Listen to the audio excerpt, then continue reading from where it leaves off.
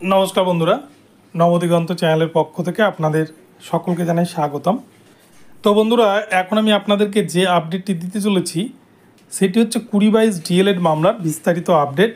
20/22 D.El.Ed মামলায় আগামী 15 তারিখ সুপ্রিম কোর্টে কি হতে চলেছে, কি রয়েছে, কোথায় মামলাটি রয়েছে আপনাদেরকে বিস্তারিত জানাবো। এবং তার সাথে সাথে প্রাইমারি বোর্ডের চেয়ারম্যান গৌতম পালের এই 20/22 ডিএলএড নিয়ে গোপন অভিসন্ধি কী রয়েছে আপনাদেরকে জানাবো। তো আপনারা সম্পূর্ণ ভিডিওটি স্কিপ না করে প্রথম থেকে শেষ পর্যন্ত দেখতে থাকুন। এই ভিডিওতে আপনারা কিন্তু অনেক অজানা তথ্য পেয়ে যাবেন। কিন্তু তার আগে বলে রাখি, যারা প্রথমবার চ্যানেলটি ভিজিট করছেন আপনারা অবশ্যই চ্যানেলটিকে সাবস্ক্রাইব করে নেবেন, কারণ এই ধরনের আপডেট সবার আগে সবার প্রথমে কিন্তু একমাত্র এখানেই পেয়ে যাবেন।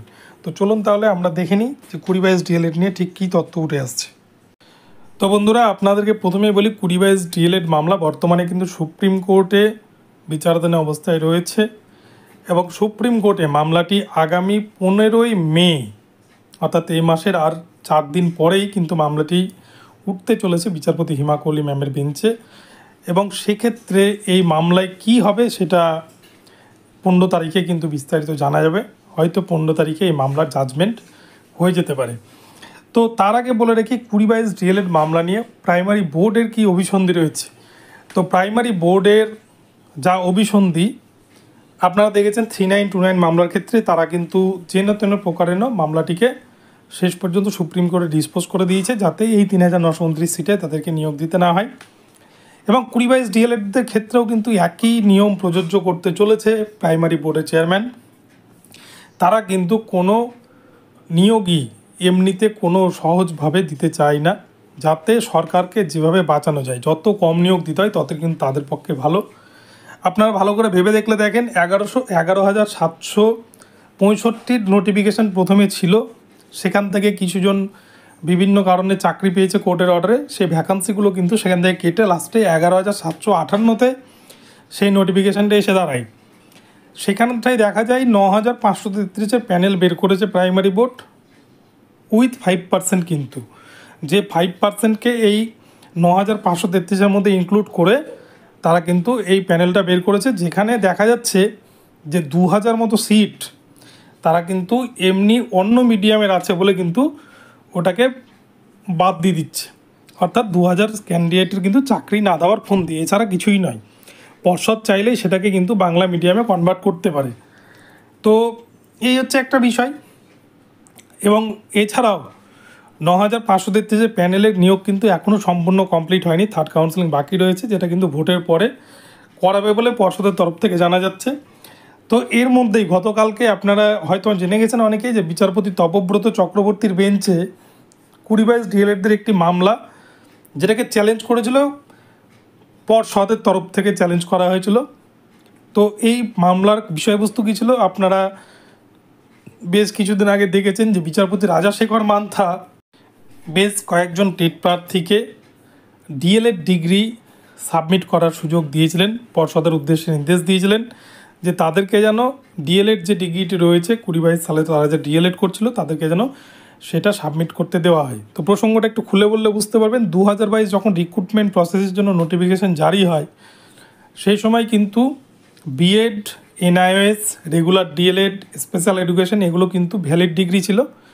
কিন্তু দেখা যায় যে 2023 সালের আগস্ট মাসে এসে বিএডকে বাতিল করে দেয় সুপ্রিম কোর্ট, এবং তারপরে নভেম্বর মাসে কিন্তু এনআইওএসকে বাতিল করে দেয়। তো সেক্ষেত্রে 2022 রিক্রুটমেন্টের সময় যেহেতু এনআইওএস এবং বিএড ভ্যালিড ছিল, তাই অনেকেই কিন্তু সেই সময় 20/22 ডিএলএড কোর্সটি করছিলেন। কিন্তু যেহেতু তখন 20/22 ডিএলএডকে মান্যতা দেয়নি পর্ষদ এবং কলকাতা হাইকোর্ট ডিভিশন বেঞ্চ, তাই কিন্তু ওই ডিএলএড ডিগ্রি দেখিয়ে অনেকেই আবেদন করেননি। তারা কিন্তু তাদের যে অর্জিত ডিগ্রি এনআইএস হোক বা বিএড হোক সেটা দেখিয়ে তারা আবেদন করেছিলেন। কিন্তু এরপরেই যখন 9,533 প্যানেল বের করে প্রাইমারি বোর্ড, তখন তারা চাইলেই অনগোয়িং প্রসেসে বিএড এবং এনআইএসদেরকে রাখতে পারতো, কিন্তু তারা রাখেনি বা কোনো রকমভাবে রাখার চেষ্টাও করেনি। তো শুধুমাত্র রেগুলার ডিএলএডদের নিয়ে তারা প্যানেল বের করে। এবং এক্ষেত্রে যারা অলরেডি 20/22 ডিএলএড করছিলেন কিন্তু সেই সময় বিএড বা এনআইএস দেখিয়ে আবেদন করেছিলেন 2022 রিক্রুটমেন্ট প্রক্রিয়ায়, তারা আবার কলকাতা হাইকোর্টের দ্বারস্থ হন। বিচারপতি রাজাশেখর মান্থা এই বিষয়ে কিন্তু পর্ষদের বিরুদ্ধে রায় দেন এবং ক্যান্ডিডেটদেরকে এই যে সেকেন্ড ডিগ্রি যে 20/22 ডিএলএডের যে ডিগ্রি সেটি কিন্তু সাবমিট করার সুযোগ দিতে বলেন।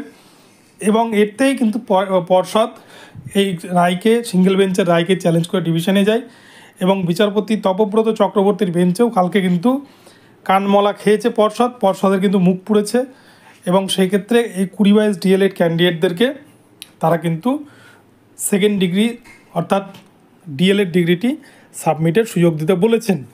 তো এক্ষেত্রে পর্ষদের কিন্তু গোপন অভিসন্ধি সকলের কাছে পরিষ্কার যে তারা কোনোভাবে এ নিয়োগ দিতে চায় না এবং এই মামলাটি বর্তমানে সুপ্রিম কোর্টেও কিন্তু রয়েছে 20/22 ডিএলএডদের নিয়ে। তো 20/22 ডিএলএডদের নিয়ে ঠিক কী জাজমেন্ট আসবে সেটা আগে থেকে এখন বলা সম্ভব নয় যে সুপ্রিম কোর্ট কীভাবে দেখবেন বিষয়টাকে। তো আগামী 15 তারিখ এই মামলার হয়তো চূড়ান্ত শুনানি হয়ে যেতে পারে বিচারপতি হিমা কোহলি ম্যামের বেঞ্চে। তবে 20/22 ডিএলএডদের ওপর কিন্তু 9533 প্যানেল অনেকটাই ডিপেন্ড করে রয়েছে এবং বিচারপতি হিমা কোহলি ম্যামের একটা নির্দেশও ছিল যে 20/22 ডিএলএডদের ইন্টারভিউ নেওয়া সহ 6 সপ্তাহের মধ্যে সমস্ত তাদের যে রিপোর্ট ইন্টারভিউয়ের রিপোর্ট তাদের যে প্যানেল লিস্ট সেগুলো কিন্তু সুপ্রিম কোর্টে জমা দেওয়ার।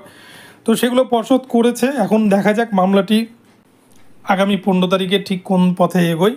তবে এখান থেকে একটা বিষয় পরিষ্কার, প্রাইমারি বোর্ড কিন্তু 9533-এর যে প্যানেল এই প্যানেলটা দিয়ে 2022 সালের পুরো প্যানেলকে স্বচ্ছ এবং তারা যে স্বচ্ছ নিয়োগ করেছে এটা কিন্তু সবার কাছে হাইলাইট করতে চাই। যে জন্য কিন্তু তারা 20/22 ডিএলএডদেরকে কোনোভাবেই সুযোগ দিতে চাইছে না আর সেই জন্যই তারা ডিভিশনে যেমন আপিল করেছিল সুপ্রিম কোর্টও হয়তো এর থেকে আরও বড় হয়তো আবেদন রাখতে পারে পর্ষদের তরফ থেকে। এটা কিন্তু মনে হচ্ছে যে গত পরশু দিনের 3929 মামলার যে গতি প্রকৃতি যেরকমভাবে তারা চালাকি করেছে এই 3929 মামলা নিয়ে ঠিক সেভাবেই কিন্তু হয়তো আগামী 15 তারিখেও পর্ষদ এই 20/22 ডিএলএডদের নিয়েও হয়তো অন্যরকমভাবে বিচারপতিদের কনভিন্স করতেই পারে।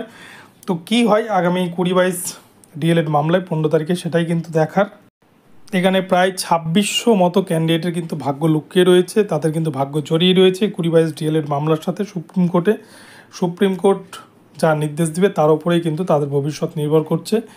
তো আগামী 15 তারিখ দিনটি ভীষণ গুরুত্বপূর্ণ হতে চলেছে। তো এই ক্ষেত্রে পিটিশনারদের উদ্দেশ্যে একটা কথাই বলবো যে আপনারা 3929 মামলার দেখেছেন যে গোপন অভিসন্ধি পর্ষদের।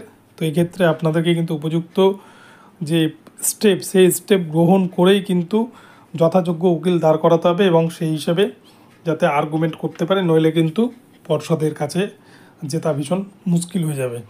তো যাই হোক বন্ধুরা, ভিডিওটি এখন এখানেই রইল, আপনাদেরকে জানালাম এই সম্পর্কে বিস্তারিত।